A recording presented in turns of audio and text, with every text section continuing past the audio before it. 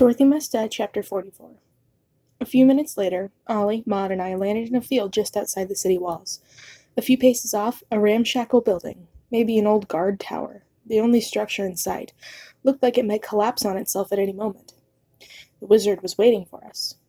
And so was Pete. They were standing in the field side by side, the moon glowing on their faces. The wizard tipped his hat at me as I stumbled out of Ollie's arms and onto the grass. Pete gave me an awkward little half-wave. There was this part of me that was so relieved to see him that I wanted to throw myself into his arms, but a bigger part of me was exhausted, weary, and above all, confused. I reached down to gingerly press the cut on my stomach. But it wasn't so bad, just a flesh wound. "Amy," the wizard said all businesslike, "we have a lot to talk about and not much time." "Hold up," I said. "How did you—" "I've been following your adventures closely since your arrival in Oz," the wizard replied before I could even get out the question. "As best as I've been able to, at least. It's not every day that someone from the other place arrives here. When it happens, it's a way of shaking things up. For better or for worse. Of course I take an interest. I'm from there too, you'll remember." I looked at Pete. "And you? Have you been spying on me for the wizard all this time?" "Amy," he said. But, as usual, he didn't answer. The silence hung in the air. "I assure you that everything will be answered in time," the wizard said. "You've escaped for now, but Glinda is surely looking for you at this very moment. You may need to fight again before the night is through." "Good," I replied, ignoring the ache from my abdomen and actually feeling a rush of energy. "I'm ready now. Send me back to Dorothy and let's finish this." The wizard shook his head emphatically. "The consequences of that would be disastrous," he said. "Dorothy cannot be killed yet, not even by you." I stared at him, remembering what Knox had said about him, being a manipulator. Dorothy had seemed pretty scared when I was about to stab her, and even more when I tackled her off the roof. Not at all like some magical immortal. "Okay, sure," I replied. "I'd still like to try it." The wizard gawked, a twinkle in his eye. "I love the enthusiasm, but you still don't understand how Oz works. I wouldn't have expected the Order to teach you everything, but surely they know that you're out of your league against Dorothy." I folded my arms across my chest. "Out of my league? They told me I was the only one who could kill her." "That may be true," he said, "and it may not. It's just a theory, and after all, Mombi and her friends have been wrong before. And let's just say the witch's theory is correct, just for the sake of argument. Do you suppose that Dorothy doesn't know about it? Do you suppose she hasn't gone to great lengths to protect herself?" "Of course she has," I said. "That's why I had to spend all this time pretending to be a maid, so that I could get to her when she was weak. Her Highness has wrapped herself in intricate layers of protection, it's true, and with the Order's help, you've already managed to breach many of those walls. But the princess is not the only player in this game. She may not even be the most important player. There are things protecting Dorothy that she herself doesn't even know about, just as you don't. She doesn't know about them. I don't know about them. The Order doesn't know about them, and you do?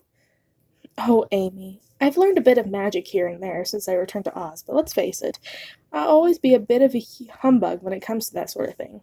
My real wizardry has nothing to do with spells at all. It has to do with knowledge. I knew about you the moment you arrived here, didn't I? Even the most unbreakable of spells are meant to be broken. You just need to know a thing or two. It's the knowing things part that just so happens to be my specialty." This was getting very annoying. "Look, you obviously want to tell me something," I said, checking my imaginary wristwatch. "So just stop screwing around and let's hear it." I looked around nervously, knowing Glinda could come magicking around the corner at any second. The wizard sighed theatrically and rolled his head back and forth like he was really struggling to make up his mind. "Killing Dorothy can only be done by a certain kind of person, and the same people think that person is you. But what the Order seems to have missed is that it can only be done a certain way. Certain tools are necessary, certain items to which the princess has a special connection. You may have ascertained that several of Dorothy's loyal companions are not quite what they used to be, am I correct?" "How should I know what anything used to be?" I asked. "I'm new here in case you didn't notice." "Well, I hear there's a book." he said with a wry laugh. Haven't you read it? I'm talking, of course, about the Scarecrow, the Tin Woodman, the Lion. Why do you suppose they're so different from the heroes you expected to meet? Because of Dorothy, I said. She changed them somehow. That would be the obvious answer. Maybe even the right one. But is anything ever that obvious? Haven't you learned by now that the real story is not always the whole story? Dorothy's friends didn't change because they were her friends. They changed because of the things that they value most. Or the things they value most haven't changed. The Scarecrow's brains, I said, thinking out loud. The wizard twirled an index finger in the air. The Tin Man's heart. I think she's getting it, he said. And the lion's courage, I finished. Retrieve them, and you'll be 3 steps closer to accomplishing your mission. I shook my head. It didn't quite add up. You're the one who gave them those things, and you didn't even know magic. You were just messing with them, giving them what they were asking for, whether it worked or not. Very true, he said. Funny how even they never seemed to figure that out. You must admit, though, that my gifts did have a certain effect. Would you disagree? How can I when I don't know what you're talking about? The only thing I know for sure is that I don't trust you. At all. Well, you shouldn't, the wizard said.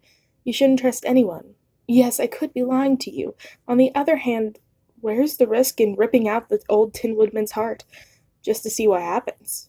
If you don't, he'll probably kill you anyway. He had a point. Why don't you do it yourself? I asked. Oh, he said, waving away the idea. I could never deal with violence. And anyway, you're the one from Kansas. The grass around us rustled, blown by a gentle wind. I glanced at Pete and found him staring up at the night sky. Suddenly he flinched and put one hand on the wizard's ear. On the wizard's shoulder. She sees us, he said. She knows where we are.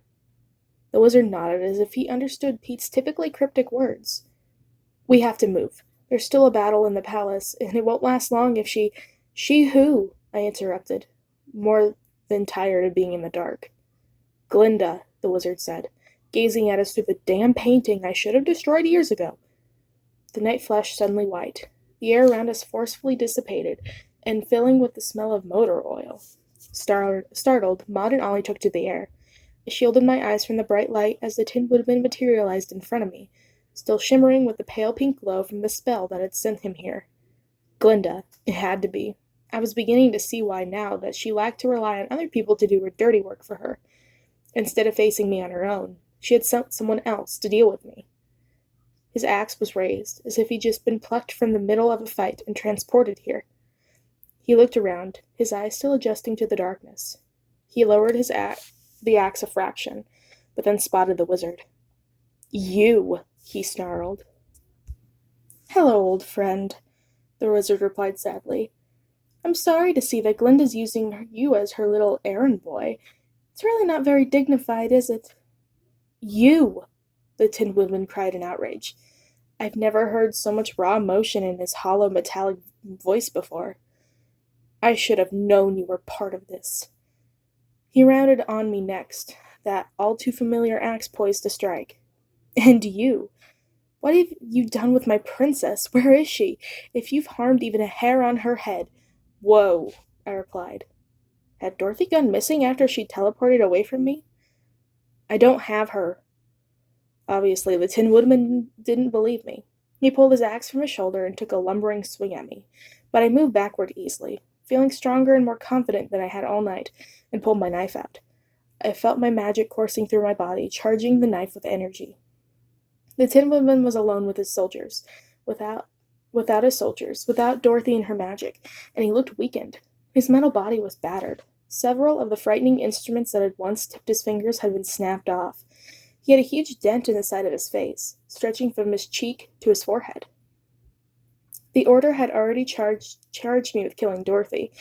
There's been no discussion of the Tin Woodman or any of her other cohorts. But were they just as evil? They were just as evil, weren't they? I hadn't been able to kill Dorothy, but if I was able to do away with the Tin Woodman, that would at least weaken her ability to torture some innocent people, right? I could do this. Kill him, Amy, the wizard urged me. A wounded, betrayed look scrunched the Tin Woodman's features as the wizard's words. I have told you what you need to do. I glanced over at the wizard and saw him weaving his hands through the air, but not to help me. Instead, he was building up what looked like a glowing green force field around himself and Pete. Thanks, guys. Very chivalrous. The Tin Woodman, though, was focused only on me. He put his head down and charged, his axe extended in front of him. As he plowed forward, the axe transformed into a long, gleaming sword that almost seemed to be an extension of his body. I was ready for him. Just before he reached me, I blinked myself behind him and he kept moving, his momentum carrying him forward. He stumbled for a moment, almost falling, but then he recovered, pivoted, and in one swift motion, hurled his sword straight for me. As it flew through the air, it transformed again, this time into a flurry of knives.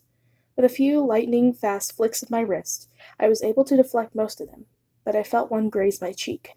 Another plunged into my thigh. Without slowing down, I pulled it out, feeling the warm blood seep down my leg, and tossed it aside. With that and the wound across my abdomen, I was steadily turning into a real mess. My whole body was shooting with throbbing pain, but I didn't care. I didn't feel weaker. I felt changed, like I really had become someone else. A warrior like Gilead had been when she confronted Dorothy, someone capable of taking the worst these assholes had to offer, and then dishing it right back to him. The Tin Woodman was unarmed now. From his posture, it didn't look like he had much fight left in him. I launched myself into the air and leaned into a spinning kick that connected with his midsection. The Tin Woodman toppled into the grass, and I leapt in front of him. His heart, Amy, the wizard hissed. That's the only way. I lifted my knife into the air, letting it fill with heat until the blade glowed white hot. The magic was rich in its place. I felt supercharged, more powerful than I'd ever been before. Oz's natural, mercurial energy flowing like water from the grass and the air and the earth and into my body, into my knife. The pain from my injuries was still there, but it was easy to ignore. Please, the Tin Woodman wheezed. He was powerless now. His weapons gone, his arms pinned to his sides. His metal face looked frightened and pathetic. Please, he repeated. I know what I've done. I know I've betrayed the people of Oz. I only did it for her. A single tear rolled down his cheek. I remembered what the wizard said earlier. Dorothy's loyal companions are not quite what they used to be. Whether or not the rest of what he was telling me was a lie, that part was pretty obvious, and now it seemed oddly relevant. The Tin Woodman's love had been twisted and perverted. It had turned into something true, ugly, and evil. That doesn't just happen. Something had done it to him. I'd assumed it was Dorothy. But what if it was his heart itself?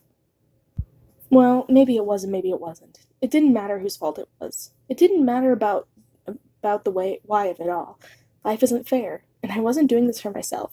I was doing it for Indigo, and for Maud, and for Gilia, and for everyone else who had suffered because of Dorothy. People like Dorothy couldn't be allowed to run things. They don't deserve a place like Oz. My knife cracked with blue energy as I plunged it down. It sank into the Tin Woodman like a needle puncturing a balloon. As I did it, his face collapsed in agony. He started to cry in earnest, sobbing really, his body heaving in pain. He began to look strangely human. Please, he managed to spit out. Please take pity on me. It was too late. I sliced diagonally across his chest, and then drew the knife out only to plunge it right back in, drawing an X along the left side of the blade. It made a satisfying hissing noise, and met with almost no resistance. It was as simple as popping the top of a can of soda. In the end, he was only made of tin. His jaw continued to open and close, but he wasn't speaking anymore. I reached into the hole I just made and found his heart. It was soft and velvety, but a little slimy too.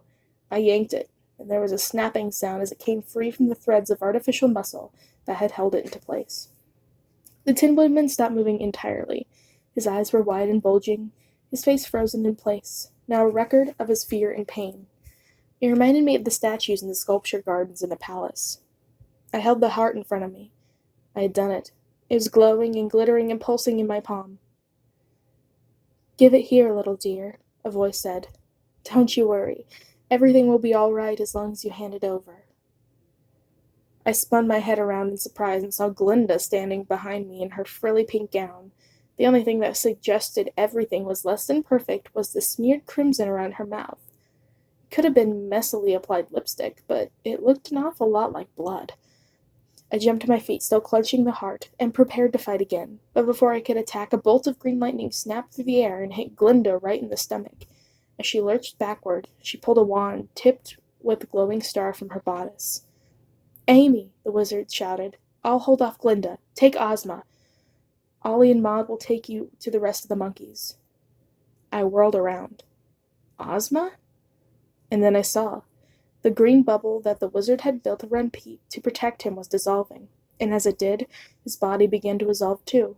Where the mysterious gardener, who was my friend, had just been moments ago, Oz's one true princess now stood. She blinked. "Amy," she said. "Amy, Amy, Amy, Amy." Just like I'd been hiding behind Astrid's face, Ozma had been hiding behind Pete's. "Duck!" the wizard screamed, and I reflexively followed his instructions just as a neon-pink beam of magical energy crackled above my head. "How?" I started to say, staring at Ozma. But then the wizard sent another one of his bolts shooting for Glinda just as Ollie swooped down from the sky and scooped me into his arms, carrying me up and away. I looked over my shoulder and saw Maud carrying Ozma. Right behind us, on the ground, the wizard was locked in battle with Glinda. In the distance, the Emerald Palace was burning, alight with flames. I wondered if Nox was still there.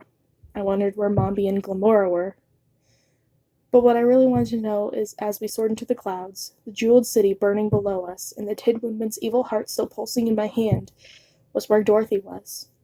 I didn't know what was going on or where I was going, but I knew one thing. This wasn't over. Even if I had failed tonight, at least I was one step closer. No matter how long it took, no matter who I had to destroy first, Dorothy was going to die.